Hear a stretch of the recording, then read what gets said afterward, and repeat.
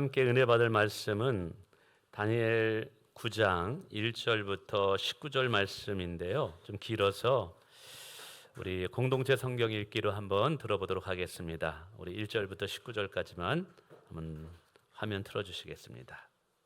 제9장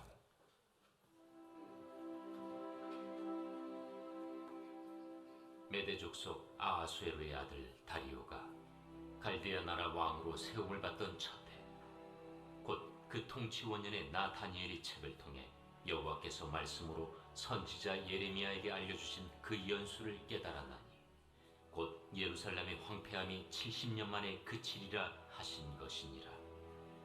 내가 금식하며 베옷을 입고 죄를 덮어쓰고 주 하나님께 기도하며 간구하기를 결심하고 내 하나님 여호와께 기도하며 자복하여 이르기를, 크시고 두려워할 주 하나님, 주를 사랑하고 주의 계명을 지키는 자를 위하여 언약을 지키시고 그에게 인자를 베푸시는 이시여, 우리는 이미 범죄하여 패역하며 행악하며 반역하여 주의 법도와 규례를 떠나싸우며, 우리가 또 주의 종 선지자들이 주의 이름으로 우리의 왕들과 우리의 고관과 조상들과 온 국민에게 말씀한 것을 듣지 아니하였나이다.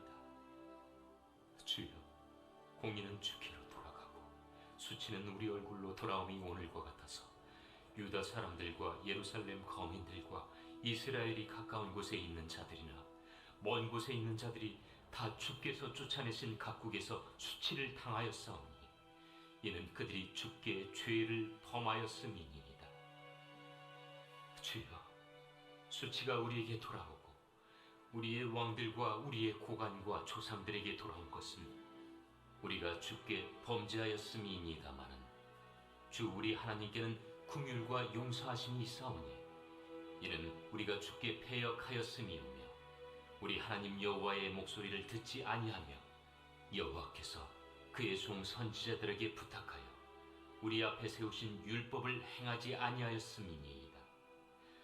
온 이스라엘이 주의 율법을 범하고 치우쳐가서 주의 목소리를 듣지 아니하였으므로 이 저주가 우리에게 내렸으되, 곧 하나님의 종 모세의 율법에 기록된 맹세대로 되었사오니, 이는 우리가 주께 범죄하였음이니이다. 주께서 큰 재앙을 우리에게 내리사 우리와 및 우리를 재판하던 재판관을 쳐서 하신 말씀을 이루셨사오니, 온 천하에 예루살렘에서 일어난 일 같은 것이 없나이다. 모세의 율법에 기록된 대로 이 모든 재앙이 이미 우리에게 내렸사오나, 우리는 우리의 죄악을 떠나고 주의 진리를 깨달아 우리 하나님 여호와의 얼굴을 기쁘게 하지 아니하였나이다.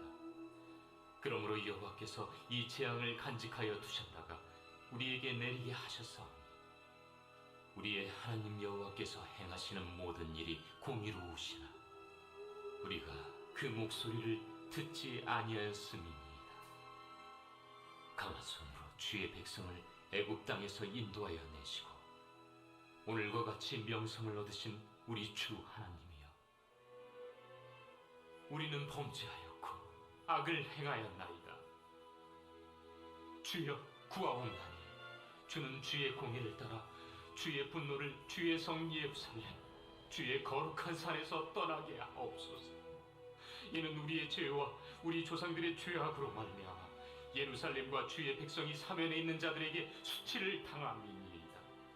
그러온즉 우리 하나님이여, 지금 주의 종의 기도와 간구를 들으시고 주를 위하여 주의 얼굴빛을 주의 황폐한 성소에 비추시옵소서. 나의 하나님이여, 귀를 기울여 들으시며 눈을 떠서 우리의 황폐한 상황과 주의 이름으로 일컬는 성을 보옵소서. 우리가 주 앞에 간구하옵는 것은 우리의 공의를 의지하여 하는 것이 아니요 주의 큰 긍휼을 의지하여 함이니이다. 주여, 들으소서. 주여, 용서하소서. 주여, 귀를 기울이시고 행하소서. 지체하지 마옵소서. 나의 하나님이여, 주 자신을 위하여 하시옵소서. 이는 주의 성과 주의 백성이 주의 이름으로 일컬는 바 됨이니이다. 아멘. 우리 옆에 분과 인사하겠습니다. 잘 오셨습니다. 반갑습니다. 잘 오셨습니다. 반갑습니다. 예. 오늘은 뭐 무슨 일이 있는지 좀 적게 왔지만 그러나 또 하나님께서 이 시간에 오신 분들에게 은혜 주실 줄 믿습니다. 목회자로서 가장 행복한 것이 무엇이냐? 그것은 우리 할렐루야 성교교회 성도분들이 하나님의 은혜를 깨달아서 하나님의 평강 가운데 복된 삶을 살아가는 것입니다. 하나님께서 늘 여러분들에게 은혜와 평강과 또 축복을 주시기를 원합니다. 그러기 위해서 성경의 말씀대로 은혜를 받으려면 부지런히 하나님께 나와야 돼요. 여호와를 가까이 하는 자가 복이 있다고 말씀했어요. 이스라엘 백성들이 오늘도 나왔습니다. 세 가지 단어, 수치와 조롱과 재앙. 이 세 가지는 저주예요. 우리는 저주를 받기 위해서 하나님께 부름받는 인생이 아니라 은혜와 평강과 복을 받기 위해서 부름받은 자들임을 잊지 말아야 됩니다. 이것을 사는 비결이 뭐냐면 하나님을 가까이 하는 거예요. 이스라엘 백성들이 수치와 조롱과 재앙과 이 저주를 받는 삶의 이유는 간단해요. 하나님을 다 떠났기 때문에 그래요. 하나님을 버렸기 때문에 이제 문제가 된 거예요. 저는 우리 성도분들이 늘 하나님을 가까이 함으로 하나님 앞에 은혜 받고 축복받고 쓰임 받는 인생이 되길 원합니다. 이 하나님을 가까이 하는 방법은 여러 가지가 있는데요. 공동체로서 하나님을 가까이 하는 방법은 예배예요, 예배. 그래서 여러분 아무리 바빠도 예배를 삶의 우선순위로 삼으시길 바랍니다. 친구들 약속, 여러 결혼식 약속, 개인적인 약속이 있지만 하나님과의 약속을 가장 귀하게 여길 때 하나님도 우리의 삶을 가장 귀하게 여기는 줄 믿습니다. 그리고 개인적으로 하나님을 가까이 하는 방법이 기도와 말씀이에요. 여러분 성경 읽으시죠? 성도분들은 성경 읽으셔야 돼요. 하루에 3끼 식사는 드시면서 육의 양식을 위한 식사는 드시면서 영의 양식인 성경을 읽지 않는다면 성도는 능력을 발휘할 수 없어요. 여러분 3일만 굶어 보세요. 힘을 못 써요. 3일만 굶어 보세요. 직장에서 눈이 핑핑 돌아가지고 집중을 하지 못해요. 영적인 원리도 똑같아요. 우리의 영의 양식인 하나님의 말씀을 읽지 않으면 성도는 힘이 빠져요. 능력 있는 삶을 살 수가 없어요. 면역력이 없어요. 사람들이 암에 걸리는 이유가 뭐예요? 면역력이 없기 때문에 그런 거예요. 영적인 것도 똑같아요. 성경을 읽지 않고 기도하지 않으면 우리 삶의 면역력, 영적인 면역력이 없어져요. 그러면 그 틈을 타고 사단 마귀가 들어와서 우리를 시험하게 하고 우리의 영혼을 노략질해 갑니다.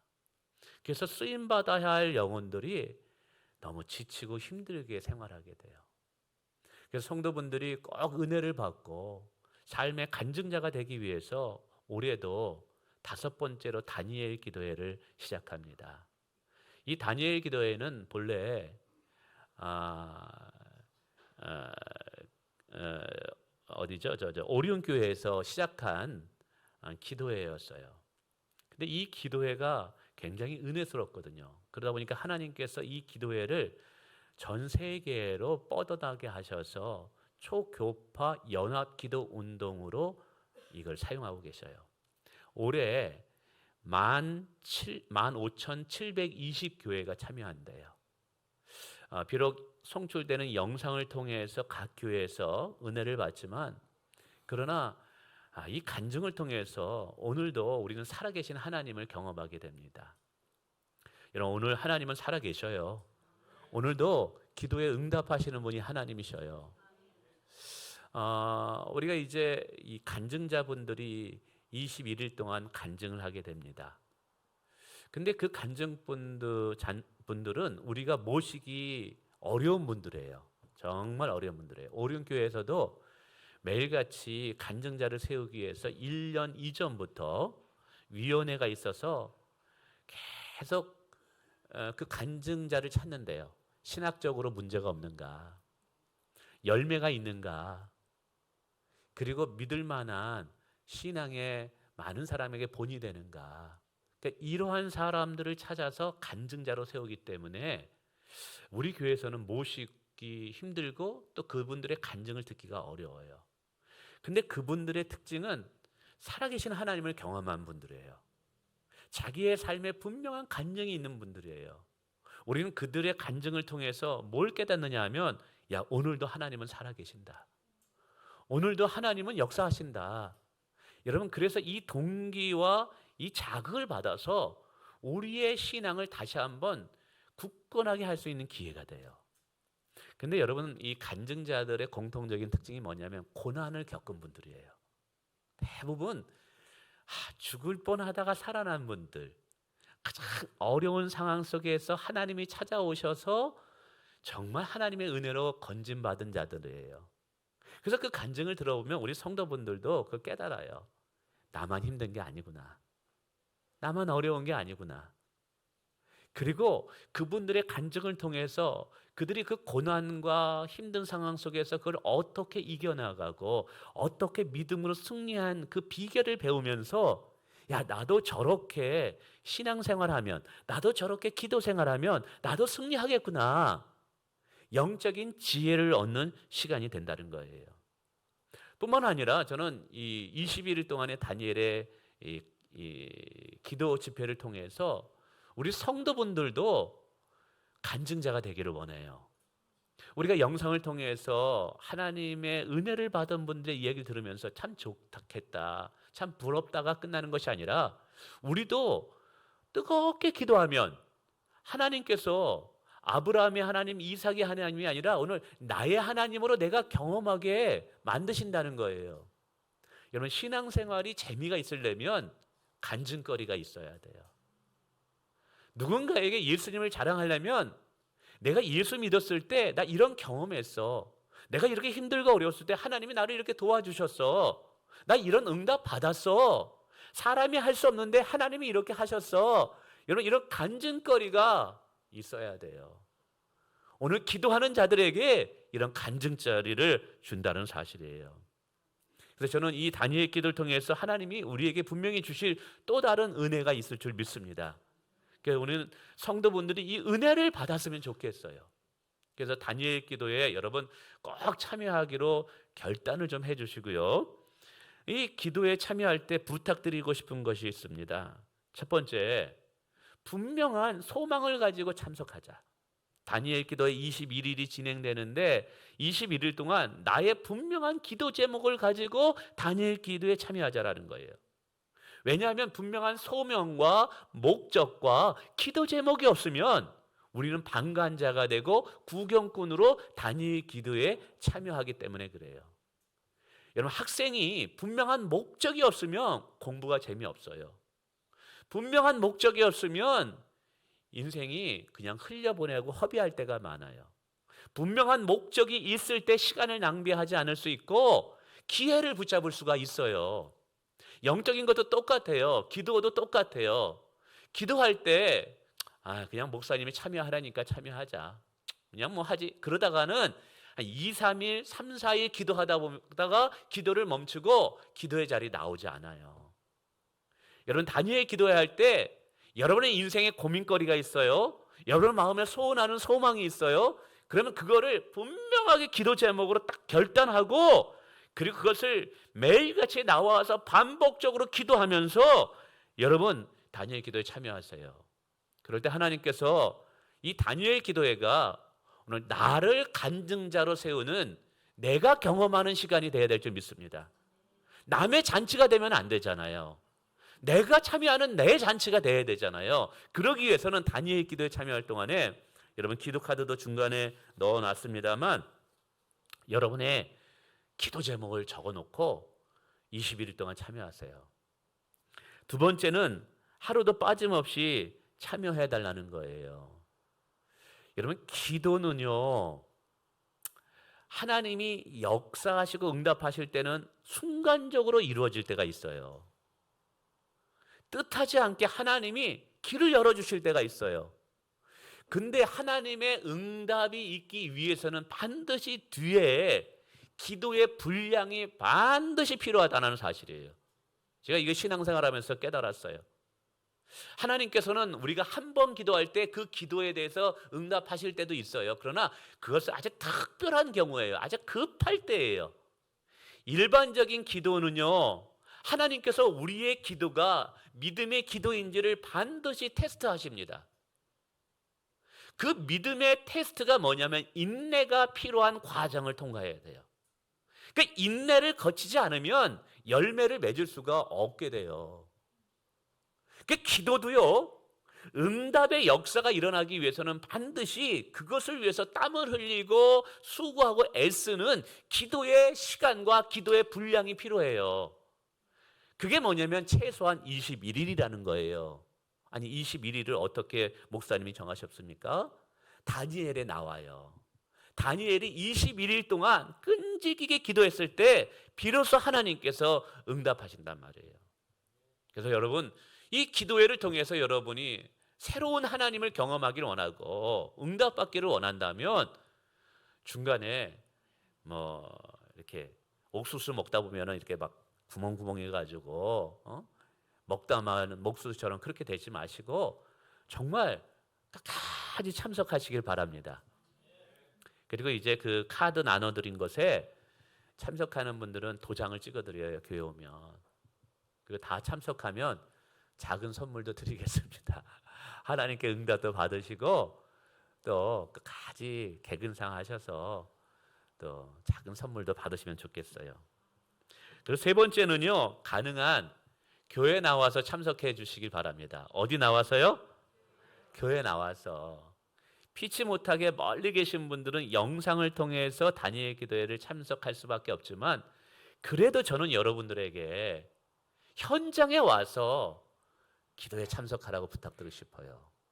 왜냐하면 저도 영상 예배 드려본 적이 있어요. 안식년 맞이해가지고 제주도 가가지고 성도들 이제 여기서 설교할 때 이렇게 영상을 통해서도 본 적도 있고. 근데 아시잖아요. 영상으로 예배를 드리면 산만해요. 여기 갔다 저기 갔다 화장실 갔다 냉장고 문 열었다가 뭐 주변 시끄러워서 안 돼요. 여러분, 우리가 응답을 받기 위해서는 하나님께 집중해야 돼요. 오직 하나님께 집중하며 우리의 기도 제목을 하나님께 올려드려야 돼요. 특별히 기도는 더 그래요. 기도는 저는 기도를 이렇게 표현하고 싶어요. 인공위성을 쏘는 것과 같다.